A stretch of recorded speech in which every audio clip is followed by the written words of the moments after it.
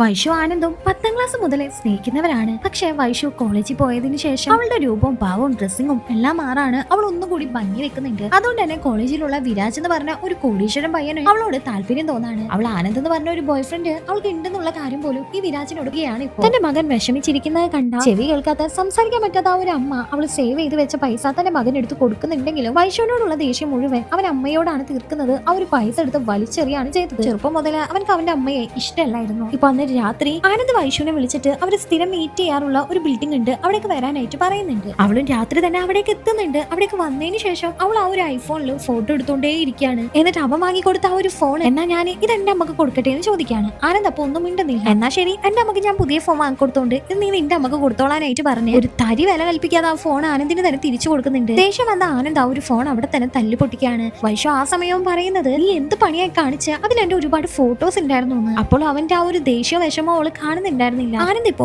അവളോട് ഉള്ള ദേഷ്യം മുഴുവൻ തീർക്കാണ്. നീ ഇപ്പൊ ഒരുപാട് ചേഞ്ച് ആയിരുന്നു. ഞാൻ എന്തോരം കഷ്ടപ്പെട്ടിട്ടാണ് ആ ഒരു ഫോൺ വാങ്ങി തന്നെ, നീ അതിന് വാല്യൂ തരുന്നില്ല. സ്കൂളിൽ വെച്ചിട്ട് നീയാണ് എന്റെ പിന്നാലെ നടന്നത്. 100 പെണ്ണുങ്ങളില് 100ാമത്തെ സ്ഥാനമായിരുന്നു നിനക്ക് ഉണ്ടായിരുന്നത്. നീ വലിയ സുന്ദരിയാണെന്നാണോ നിന്റെ വിചാരം? ഒരിക്കലും ഒരു സുന്ദരിയല്ല. നീ ഇപ്പൊ ശരിക്കും കോലം കെട്ടി നടക്കുന്നത് കാണുമ്പോൾ എനിക്ക് നിന്നെ ദേഷ്യമായിട്ടാണ് തോന്നുന്നതെന്ന് പറയാണ്. ഇത് അവൾക്ക് നന്നായി തന്നെ കൊള്ളുന്നുണ്ട്. അവൾ അവിടെ നിന്ന് കരയാണ്. അവൾ കരയുന്ന കണ്ട ആനന്ദ് അവളെ മുറുക്കെ കെട്ടിപ്പിടിക്കുന്നുണ്ട്. എന്നാൽ അവൾക്ക് ഒരു വികാരവും ഉണ്ടായിരുന്നില്ല. അവൾ അവിടെ നിന്ന് വിഷമിച്ച് കരഞ്ഞോണ്ട് തന്നെ പോകുന്നുണ്ട്. അവൾക്ക് നല്ല ദേഷ്യമുണ്ട്. ഈ ഐഫോൺ അവൾ തല്ലി പൊട്ടിക്കാനായിട്ട് നോക്കുന്നുണ്ടെങ്കിലും ഐഫോൺ അല്ലേ, അവൾ പൊട്ടിക്കാതെ അവിടെ നിന്ന് പോകാണ്. അന്ന് കോളേജിൽ ഡ്രോപ്പ് ചെയ്യാൻ വേണ്ടിയിട്ട് ആനന്ദ് വരുന്നുണ്ടെങ്കിലും അവൾ വേറെ ഒരു ഓട്ടോ വിളിച്ചിട്ടാണ് പോകുന്നത്. കോളേജിൽ ചെന്നിട്ടും അവളുടെ ഓർമ്മയിൽ മുഴുവൻ ഇത് തന്നെയായിരുന്നു. ആനന്ദ് ആ പറഞ്ഞ കാര്യങ്ങൾ അവൾ വല്ലാതെ ഹേർട്ട് ചെയ്തായിരുന്നു. വിരാജ് ഇത് ശ്രദ്ധിച്ചിട്ട് അവളുടെ അടുത്ത് വന്നിട്ട് നിനക്ക് എന്ത് പ്രോബ്ലം ഉണ്ടെന്ന് എനിക്ക് മനസ്സിലായി, അതിൽ ഞാൻ ഇടപെടുന്നില്ലാന്നും അവന്റെ ബർത്ത്ഡേ ആയിരുന്നു നാളെ, അതിനൊരു പാർട്ടി ഇന്ന് രാത്രി പബ്ബിൽ വെച്ചിട്ടുണ്ട്, അതിന് അവളോട് വരണമെന്നും പറയുന്നുണ്ട്. അവളും വരാമെന്ന് സമ്മതിക്കാണ്. അന്ന് രാത്രി അവൾ ഭയങ്കര മോഡേൺ ഡ്രസ് ഒക്കെ ഇട്ട് ആ ഒരു പാർട്ടിയിലേക്ക് പോകുന്നുണ്ട്. ആ പാർട്ടിയിൽ വെച്ച് ഈ ഒരു സങ്കടം കൊണ്ട് അവൾ നന്നായി തന്നെ കുടിക്കുന്നുണ്ട്. ഇപ്പൊ ഒരു ബോധമില്ലാണ്ടാണ് അവൾ നിൽക്കുന്നത്. ഈ സമയത്തല്ല